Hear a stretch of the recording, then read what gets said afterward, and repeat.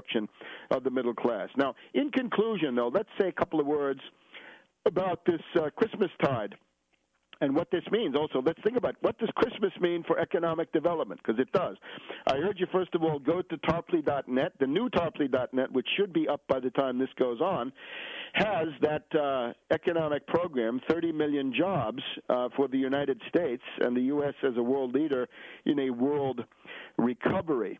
What is the significance of Christmas in this regard? Well, it's simply this. Is God willing to come into the world? A very interesting point, because that is what Christmas asserts. God is willing to come into the world for the sake of humanity. What are the philosophical implications of this? Well, it means, first of all, that the material world can't be that bad. The world we live in is at least potentially good. It can be improved to a significant degree, potentially good. And remember, Christ is human in every way that anybody is, to include everything, and it means everything. But he's also totus homo and totus deus at the same time, all God, all man at the same time. So these are not incompatible. There is no gulf. It's not that God is all the way up there and you're all the way down here like a little worm. So therefore, the human condition, the human body and the material universe cannot be radically evil, because otherwise how could God ever have anything to do with this? Now, this reflects on a long debate. The dualistic religions, the Manichaeans, the Zoroastrians, religions of the East, and the Nirvana religions, Buddhism and Hinduism in a different way, reflect on this problem. There's the general undertone here, especially in the dualists, that the material world is bad and the world of the spirit is good. Now, this is a very dangerous idea.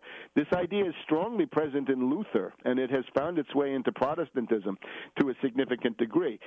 It's better, though, to see the material universe as not radically evil. It's not the property of the devil, but it's something that can be improved, it can be made better, the world can be fixed up, and the fate that we have of being these corporeal beings, at least to some extent, is not some kind of hell on earth. Notice the Gnostics. The Gnostic Gospels that the Rockefeller Foundation and Elaine Pagels and other people have been trying to dig up and popularize, and Time magazine has gone far, and Newsweek. The news magazines generally have some kind of Gnosticism every year around this time. We'll see what they have this year. What they try to tell you is that God coming into the world was a terrible mistake. That's the attempt to rehabilitate Judas, because if you see Judas as somebody positive, then this is a way of saying, well, it was a terrible mistake for God to come into the world in human form, and therefore Judas was somebody who helped him to correct this terrible mistake and right the wrong and get out of the world again.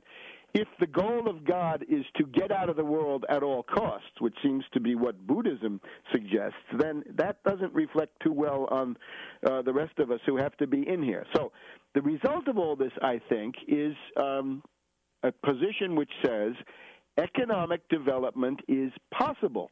The physical universe is subject to improvement.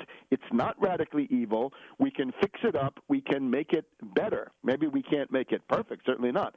We can't get rid of evil completely. Evil is the lack of development, but we can always push the borders of development out there. So this indicates that the task of economic development essentially is the great platform for humanity at this point. And I'd refer people also to the works of St. Augustine, right? This brown or black guy from North Africa, right, from Hippo in Algeria, who indeed is the founder of Western civilization.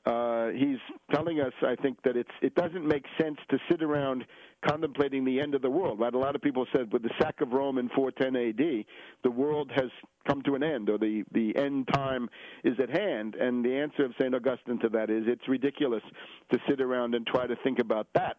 So don't worry about what's going to happen in 3 years in December 2012. As St. Augustine says, this is ridiculum. Don't waste your time on it. Rather, think about doing good, and that means, well, the idea of good works. Right? People can disagree about faith certainly. The details of faith are an object of controversy. But the good works of charity are available for all to see, and anybody can understand those.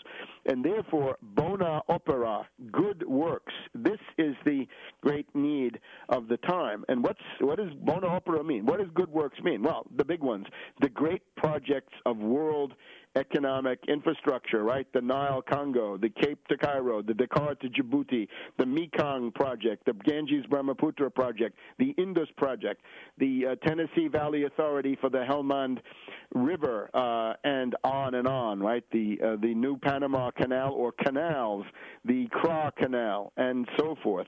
The great unfinished business of humanity and the area of obvious cooperation of all concerned is these efforts. Now, the degradation of the U.S. that we have pointed out is so great that the current U.S. ruling class feels threatened by these ideas. For example, we just had the opening of the Turkmenistan-China gas pipeline this past week. It's 7,000 kilometers. It's going to rev up. It's going to be going at full capacity in a couple of years. We just had a ceremony with the Turkmen president.